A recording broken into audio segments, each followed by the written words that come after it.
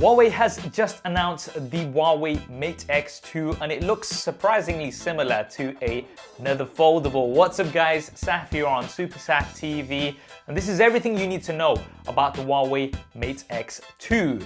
So Huawei had the announcement which was in Chinese, and I know not everybody's going to sit through the full Chinese presentation, so I'm summarizing everything here for you guys. So firstly, let's address the elephant in the room. I know a lot of you guys are going to be saying this in the comments. Yes, the Mate X2 looks a lot like the Samsung Galaxy Z Fold 2. I hate that long name. But anyway, the Fold 2. Now, if we look at the Huawei Mate X and the Huawei Mate XS, they were outer folding designs, whereas the X2 is now an inner folding design. Arguably, the outer folding design does look better, but we've discussed this before, it's not the most practical solution. In order to have a display fold, it does have to have some form of plastic with it, and plastic obviously scratches much easily than glass at like level 2 or 3. I can't remember. We'll have to ask Zach. Anyway, on the Mate X, what we did find was that when the device was, say, on a table, when you're putting it in and out of your pocket, the folding display is always exposed, which means it can get scratched up and get lots of dents in very quickly and easily. On an inner folding display, that folding display is always protected when the device is not in use, and only when you have it open is when it's exposed, and you're not likely to be doing anything too drastic with it when it is open. So Huawei has obviously seen this and has now opted for an inner folding display like we've got on the Fold 2. Let's take a look at these displays. So the exterior display is around 6.45 inches. The interior display is around 8 inches. Both of these are larger compared to the Fold 2, and they both have OLED technology with a 90 Hz refresh rate. Now, the interesting thing here is Huawei has gone for 90 Hz on both. This is something we've seen on other Huawei devices as well. Huawei doesn't seem to be going all the way to 120 Hz and kind of giving you a balance between battery life as well as resolution and refresh rate. The Samsung Fold 2 does have 60 Hz on the outer display, but 120 Hz on the inner display. The outer display in the Mate X2 also has a pill-shaped cutout, but there is no cutout on the main display. The Z Fold 2, we have a punch-out in the center on the cover, as well as a punch-out on the inner display too. Now let's move on to the design. The main thing here is Huawei has tried to go for a minimal gap design. So when the device is folded, you're not going to see as much of a gap as on the Samsung Fold 2. Although I have to say straight away that the diagram that Huawei presented was definitely very exaggerated. The gap on the Z Fold 2 is nowhere near what they showed in the diagram. But nevertheless, the gap is supposed to be smaller than what we've got on the Fold 2. And it's also supposed to have less of a crease. Now, Richard Yu, when he was presenting the device, kind of said that there is no crease, but when the light was hitting it, you could see a little bit of a crease thing going on. And although the crease isn't going to be a straight line like we've got on the Z Fold 2, there is going to be some form of a crease, and it's not going to be completely flat. Now, the way Huawei is achieving this minimal gap with this minimal crease is by having what they call a water drop shaped cavity when the device is folded. So the display kind of curves in, similar to what we've seen on the Motorola Razr, I would say, and that allows for a minimal gap. Also, the device kind of tapers off when it's flat out, and at its thinnest point is around 4.4 millimeters, so it is very, very thin. And it kind of looks like the weight is more towards one side, and that's supposed to make it easier to hold. The Mate X2 weighs around 295 grams, which is slightly higher compared to the Z Fold 2, which is around 282 grams.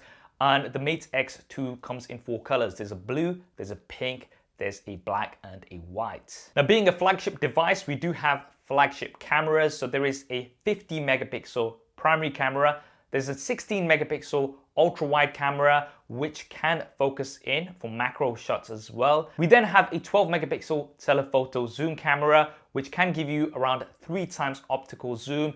And we also have an 8 megapixel super zoom camera giving you around 10 times optical zoom. Now these cameras seem similar to what we've seen on the Huawei P40 Pro Plus, which does have very, very good cameras.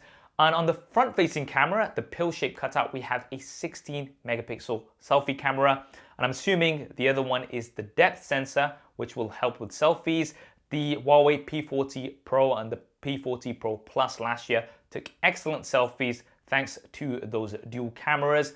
But what's interesting is, unlike the Z Fold 2, we do not have a camera when the device is folded out. So if you are doing things like video calls, then you're not going to be able to use that full 8-inch display. You will have to use the exterior display. Now, like the Z Fold 2, you can use the rear-facing cameras as front-facing cameras. So when the device is folded out, you can actually see the exterior display as a viewfinder, and you'll be able to use, say, the ultra-wide camera for group selfies. The Mate X2 is powered by the Kirin 9000 5G chipset. This is a 5nm chipset.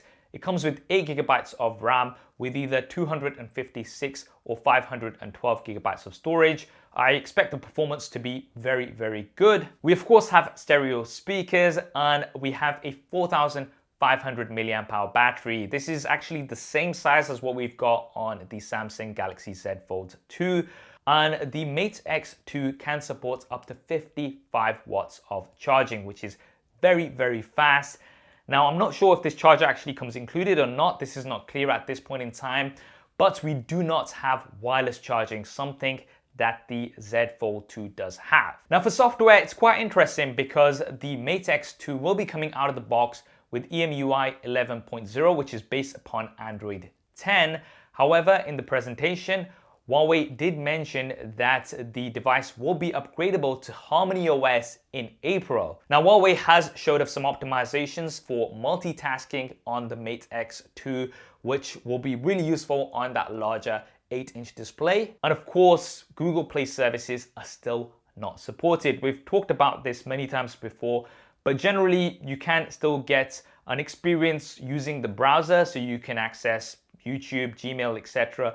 via the browser, but it's obviously quite limited to what you might be used to on a regular Android device. Now, this might not actually matter because as far as we know right now, the Mate X2 is only going to be available in China. There is no information about availability internationally, and it will be available from the 25th of February, coming in at around 18,000 yuan. Now, I've done some conversions. Obviously, it's not going to be like for like, but that comes to around £2,000 here in the UK, which is a little bit more compared to the Galaxy Z Fold 2. And that is the Huawei Mate X2. Granted, it looks very similar to the Samsung Galaxy Z Fold 2, but for me, I love seeing competition. And even if we're not going to be able to get a hold of it outside of China, it still does push the bar, and it will hopefully help push foldables even further. I'm somebody who loves foldable devices, and I'm always excited to see new innovations in this area. And the way Huawei have implemented a minimal gap on their device, it's going to be very interesting to see how they develop this going forward and what Samsung's going to be coming out with next this year on the Samsung Galaxy Z Fold 3. What do you guys think of the Huawei Mate X2? Do you like it? Do you not like it? Do drop me a comment below. Let me know your thoughts. I hope you enjoyed this video and found it useful. If you did, then do hit that thumbs up button for me. And if you want to see lots more quality tech content, then be sure to subscribe and hit that bell icon so you don't miss any of it. Thanks for watching. This is Saf on SuperSaf TV, and I'll see you next time.